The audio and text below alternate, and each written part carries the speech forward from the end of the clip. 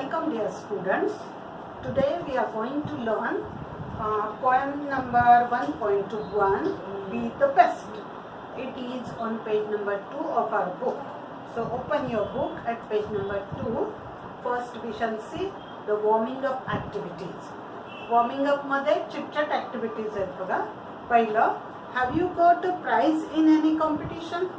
तर तुम्ही कॉम्पिटिशन म्हणजे स्पर्धा, प्राइज म्हणजे बक्षीस. तुम्हाला कुठलं बक्षीस मिळालंय का कुठल्या कॉम्पिटिशन मध्ये, स्पर्धेमध्ये? जर येस असेल तर तुमचं उत्तर yes, I have got a prize in competition. Question number 2, how did you feel at that time? त्यावेळी तुम्हाला कसं वाटलं? जर तुमचं उत्तर येस असेल, बक्षीस मिळालंय, तर I felt very happy at that time, I felt very excited at that time, असं उत्तर तुमचं येईल. नो असेल, no I haven't got a prize, असं उत्तर पहिल्या प्रश्नाचं असेल, तर इथे येईल I felt very sad at that time. Have you ever felt in your efforts? Fail म्हणजे अपयशी होणे, एफर्ट्स म्हणजे प्रयत्न. तुम्ही तुमच्या प्रयत्नात कधी अपयशी झालाय का? तर आपण सर्वच जण कधी ना कधी प्रयत्नात अपयशी होतो. मग उत्तर yes, I have felt in my efforts. Question number 4, do you think we should accept success as well as failure? Success म्हणजे यश, फेल्युअर म्हणजे अपयश, accept म्हणजे स्वीकारणे. तुम्हाला काय वाटतं, यश अपयश आपण सारखं स्वीकारलं पाहिजे का?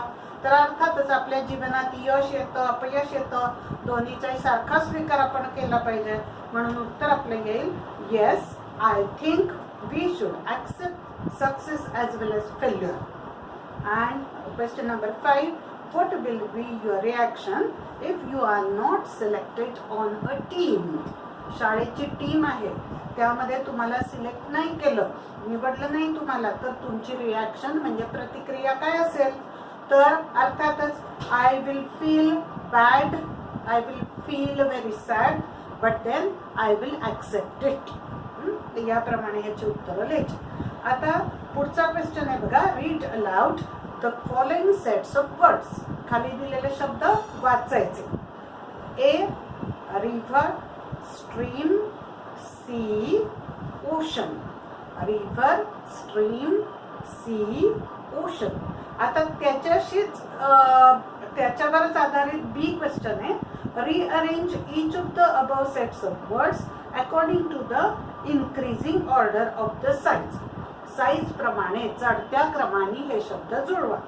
आता पहिल्यामध्ये बघा, रिव्हर नदी, स्ट्रीम ओढा, सी समुद्र आणि ओशन म्हणजे महासागर. मग आपल्याला चढत्या क्रमाने लावायचे म्हणजे छोट्यापासून मोठ्यापर्यंत जायचे.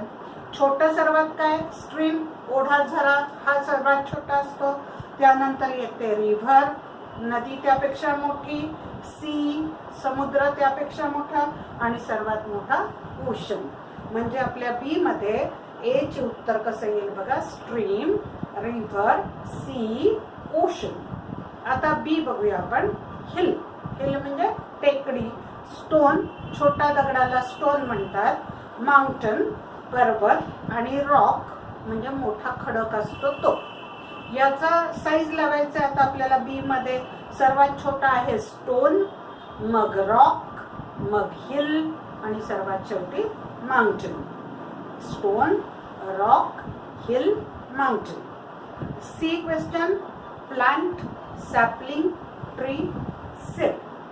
प्लांट म्हणजे छोटं रोप झाडाचं, सॅपलिंग म्हणजे नुकतंच बी मधून उगवलेले जे अंकुर असतात त्याला म्हणतात. नंतर ट्री आणि सीड म्हणजे बी.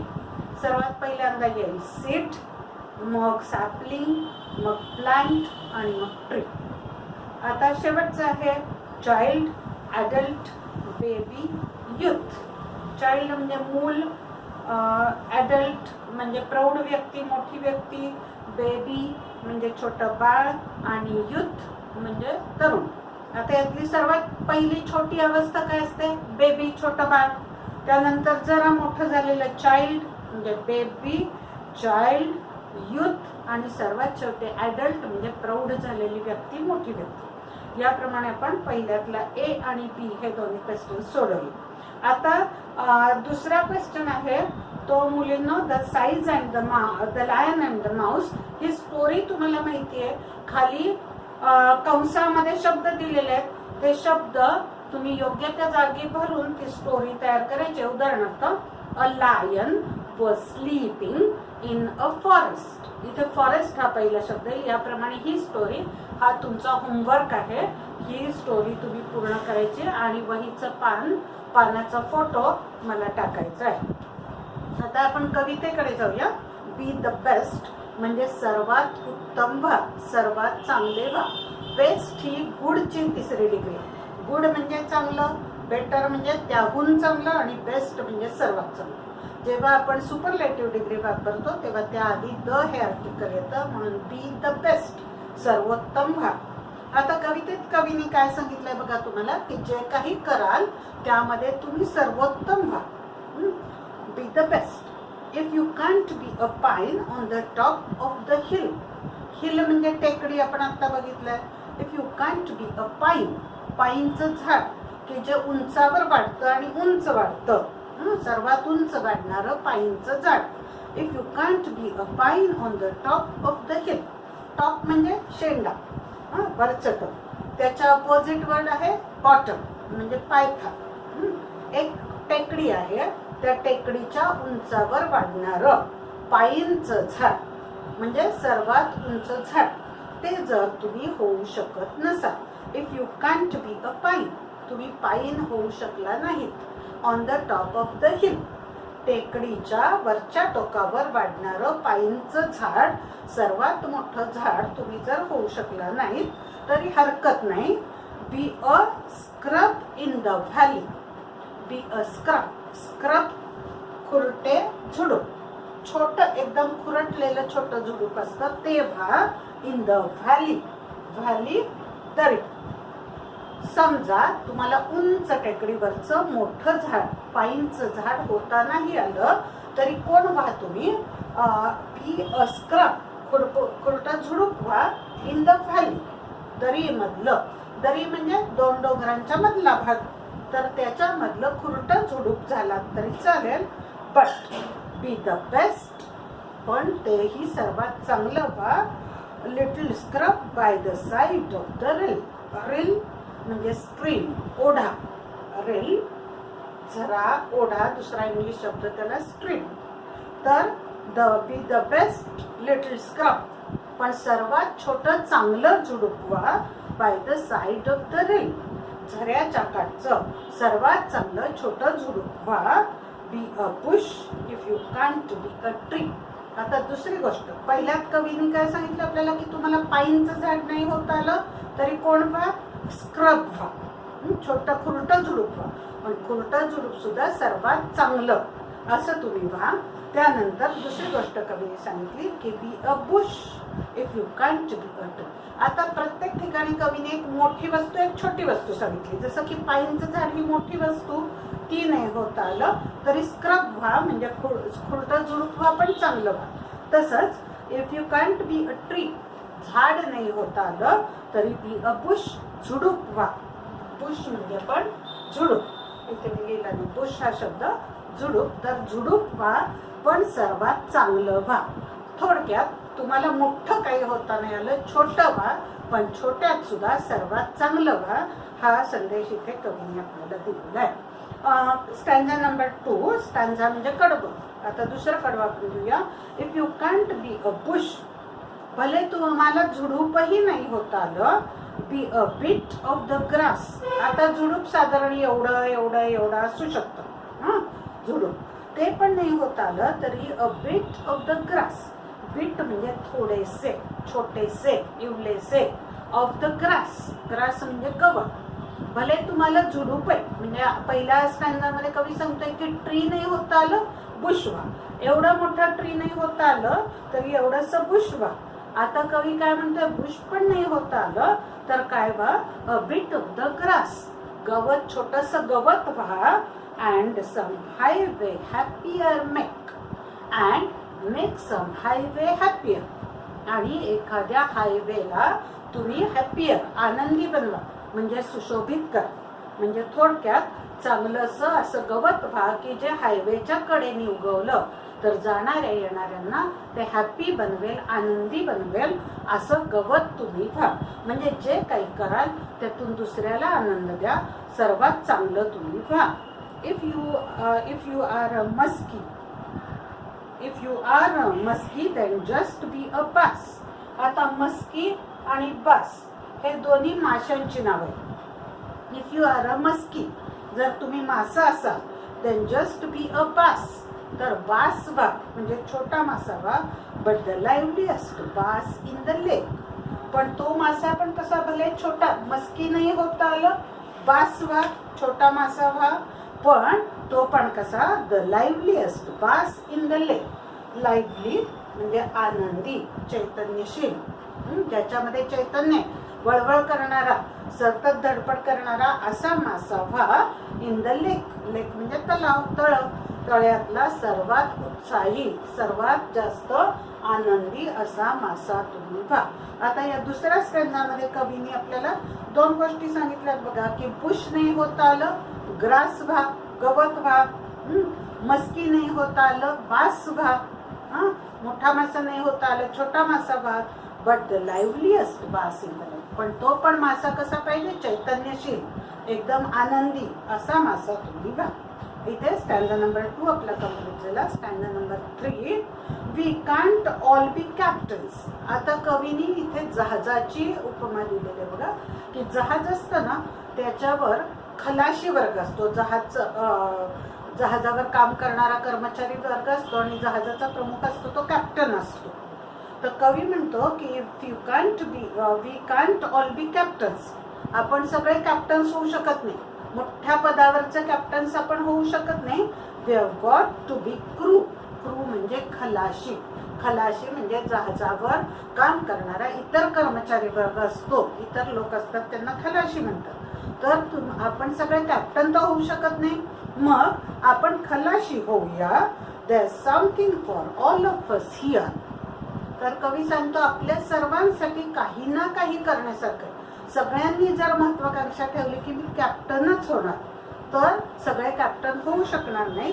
मग आपण क्रू होऊया, कारण प्रत्येकासाठी काही ना काही इथे करण्यासारखं आहे. There is big work to do and there is lesser to do. इथे महत्वाची गोष्ट कवी सांगतोय बघा, there is big work to do, मोठं काम पण करण्यासारखं आहे या पृथ्वीवर आपल्याला. There is lesser to do, lesser कमी महत्वाचे, बिग म्हणजे इम्पॉर्टंट, महत्वाचे. महत्वाची कामं जशी आहेत तशीच आपल्याला छोटी छोटी कामं पण आहेत इथे महत्वाची करण्यासारखी. And the task you must do is the near. आणि टास्क म्हणजे काम, तुम्हाला करण्यासारखं काम हे तुमच्या जवळपासच असतं, ते शोधा आणि ते करा. सर्वांना कॅप्टन नाही होता आलं तरी खलाशी व्हा, आणि मोठं काम नाही करता आलं तरी छोटं काम करा, बट डू इट बेस्ट, ते सर्वात चांगलं करा असं कवी इथे आपल्याला सांगतो. नाव stanza number 4, if you can't be a highway. तुम्हाला हायवे नाही होता आलं तर हायवे तुम्हाला माहिती आहे, मुंबई बँगलोर हायवे आपल्या जवळून जातो. हायवे म्हणजे मोठा रस्ता की ज्याला 6 पदर असतात, ज्याच्यावरनं भरपूर गाड्या जातात. तर तसा हायवे नाही होता आलं, then just be a trail. Trail म्हणजे पायवाट, डोंगरावर जाणाऱ्या पायवाटी असतात बघा, ज्याच्यावरनं आपण चढून वरती जातो. मोठा हायवे नाही होता आलं तरी छोटीशी पायवाट व्हा. If you can't be the sun, be a star. तुम्हाला सूर्य नाही होता आलं तरी स्टार म्हणजे तारा व्हा. सगळे काही सूर्य होऊ शकणार नाही, मग छोटासा तारा व्हा. It isn't by size. मग कवी सांगतो साईज म्हणजे आकार, आकारावरनं नाही. You win or you fail. आता विन आणि फेल हे अपोजिट वर्ड्स आहेत बघा. विन म्हणजे जिंकणे, फेल म्हणजे अपयशी होणे. तर तुमच्या साईजवरनं ठरत नाही की तुम्ही जिंकता का हरता. ते be the best whatever you are. जे काही करा, व्हॉट एव्हर म्हणजे जे काही तुम्ही असाल, बी द बेस्ट, त्यातलं सर्वात चांगलं तुम्ही करा. थोडक्यात म्हणजे कवी आपल्याला काय सांगतोय की if you can't do big jobs, if you can't do big things, do small things, but do them best, do them well and at last you will win. आता आपण पेज नंबर 4 बघू. पेज नंबर 4 की ज्याच्यावर आपल्याला questions दिले आणि यामध्ये 2 circles दिले आहेत बघा. एक स्मॉल सर्कल आहे, एक बिग सर्कल आहे आणि ब्रॅकेटमध्ये म्हणजे कंसामध्ये आपल्याला वर्ड्स दिलेत. कवितेत आपण मोठ्या आकाराचे शब्द शिकलो, छोट्या आकाराचे शब्द शिकलोय. छोट्या सर्कलमध्ये आपल्याला छोट्या आकाराचे शब्द लिहायचे, मोठ्या सर्कलमध्ये मोठ्या आकाराचे शब्द लिहायचे. बघा आता मस्की. मस्की हा मासा मोठा असतो म्हणून तो मोठ्या वर्तुळात लिहायचा. तिथे मस्की हा शब्द लिहायचा. ट्री हे मोठं असतं म्हणून ते मोठ्या सर्कलमध्ये लिहायचं आहे. पाईन, पाईनचं झाड तर सर्वात मोठं असतं, ते मोठ्या सर्कलमध्ये लिहायचं आहे. लेक म्हणजे तलाव, तलाव कसा असतो, छोटा असतो, छोट्या सर्कलमध्ये लिहायचा आहे. बास छोटा मासा, तोही आपल्याला कुठे लिहायचा आहे, छोट्या सर्कलमध्ये लिहायचा आहे. त्यानंतर बुश, झुडूप हे छोटं असतं, ते छोट्या सर्कलमध्ये लिहायचं आहे. हायवे, हायवे खूप मोठा असतो, तो मोठ्या सर्कलमध्ये लिहायचा आहे. स्क्रब म्हणजे खुरटं गवत, ते जमिनीलगत असतं, छोटं असतं म्हणून ते छोट्या सर्कलमध्ये लिहायचं आहे. रिल म्हणजे झरा, तर तो पण छोट्या सर्कलमध्ये लिहायचा आहे. सन, सूर्य अर्थातच सगळ्या ताऱ्यांमध्ये मोठा असतो म्हणून तो मोठ्या सर्कलमध्ये लिहायचा आहे. स्टार म्हणजे तारा, तो छोट्यामध्ये लिहायचा आहे. आणि ट्रेल म्हणजे पायवाट, ती पण आपल्याला छोट्या सर्कलमध्ये लिहायची आहे. हा झाला आपला क्वेश्चन नंबर 1. आता क्वेश्चन नंबर 2.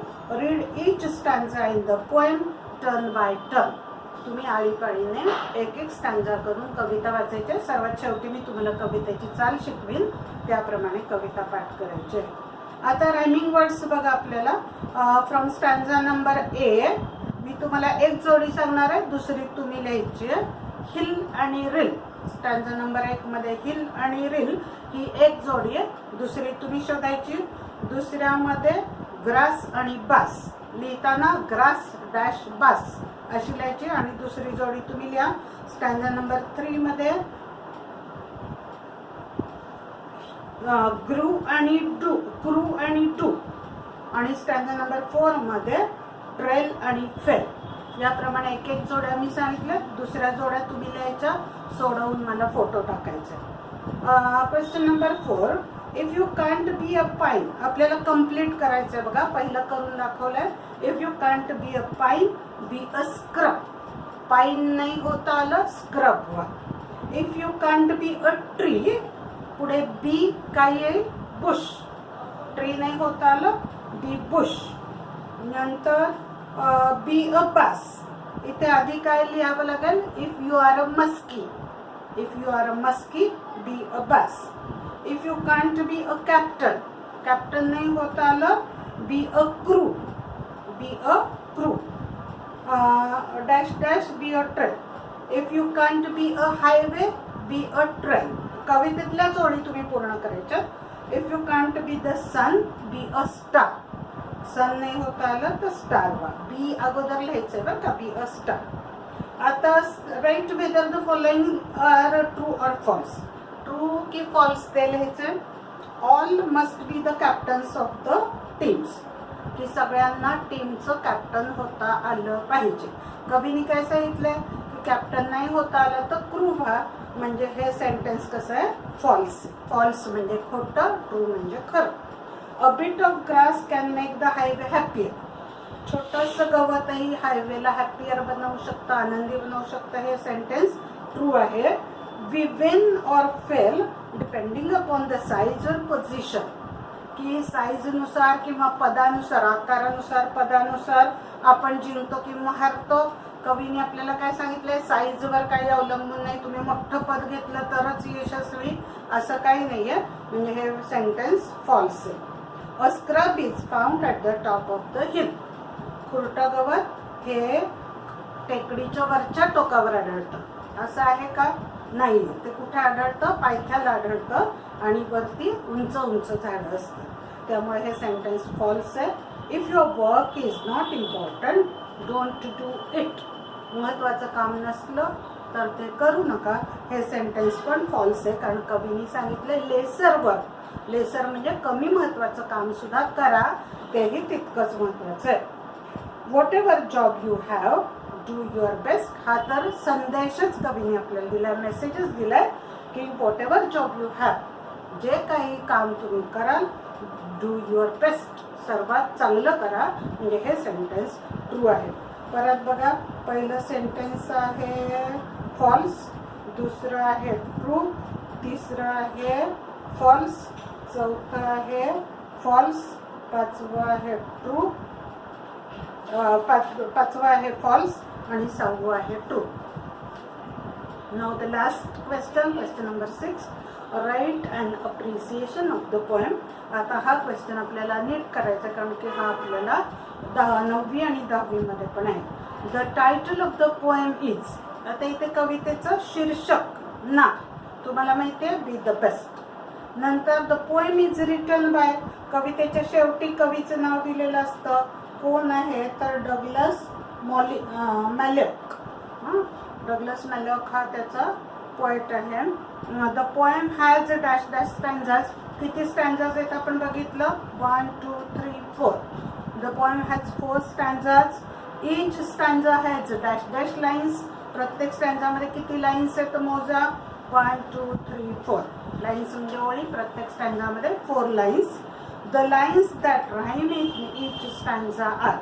आता हे मात्र बघा कसं आहे, द लाईन्स दॅट राईम होणाऱ्या ओळी आपल्याला बघायच्या. द हिल आणि रिल म्हणजे ए. हिलला आपण ए लिहिलं तर रिलला पण ए लिहायचं. आणि the lines that rhyme, line number 1 and 3 आणि लाईन नंबर 2 and 4. कारण दुसऱ्या आणि चौथ्या ओळीत रायमिंग वर्ड्स आलेत, पहिल्या आणि तिसऱ्यामध्ये, म्हणून lines number 1 and 3, line number 2 and 4 हे चौथ्याचं आन्सर आहे. 5. The poet compares big things with. कवी मोठ्या वस्तूंची तुलना कशाशी करतो, small things. Big things with small things. Dash dash is a repeated expression in the poem. कवितेत वारंवार रिपीटेड परत परत आलेलं एक्सप्रेशन कोणतं आहे तर be the best. Be the best. आणि the line I shall always remember is. तुम्हाला कायम लक्षात राहणारी कवितेतली कोणतीही एक ओळ जी तुम्हाला आवडली अर्थाच्या दृष्टीने, ती तिथे तुम्ही लिहायची. ती प्रत्येकाची वेगवेगळी असू शकते. अशा प्रकारे आपण आज आपली पोएम नंबर 1 कंप्लीट केलेली आहे. थँक्यू.